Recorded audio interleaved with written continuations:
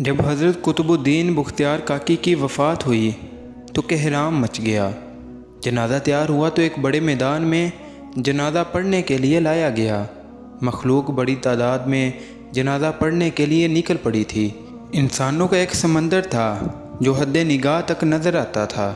یوں معلوم ہوتا تھا کہ ایک بپھرے ہوئے دریا کی مانند یہ مجمع ہے۔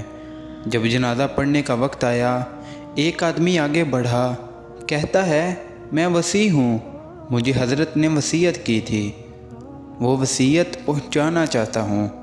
مجمع خاموش ہو گیا۔ وصیت کیا تھی؟ خواجہ قطب الدین بختیار کاکی نے یہ وصیت کی تھی کہ میرا جنازہ وہ شخص پڑھائے جس کے اندر 4 خوبیاں ہوں۔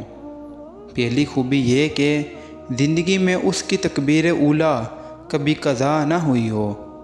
دوسری شرط اس کی تہجد کی نماز کبھی قضا نہ ہوئی ہو۔ تیسری بات یہ کہ اس نے غیر محرم پر کبھی بھی بری نظر نہ ڈالی ہو۔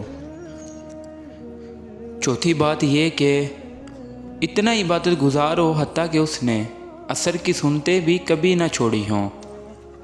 جس شخص میں 4 خوبیاں ہوں وہ میرا جنازہ پڑھائے۔ جب یہ بات کی گئی تو مجمع کو سانپ سونگھ گیا، سناٹا چھا گیا، لوگوں کے سر جھک گئے۔ کون ہے جو آگے قدم بڑھائے؟ کافی دیر ہو گئی، حتیٰ کہ ایک شخص روتا ہوا آگے بڑھا، حضرت قطب الدین بختیار کاکی کے جنازے کے قریب آیا، جنازے سے چادر ہٹائی اور کہا، قطب الدین آپ خود تو فوت ہو گئے، مجھ کو رسوا کر دیا، میرا راز کھول دیا۔ اس کے بعد بڑے مجمع کے سامنے اللہ کو حاضر و ناظر جان کر قسم اٹھائی، میرے اندر یہ 4 خوبیاں موجود ہیں۔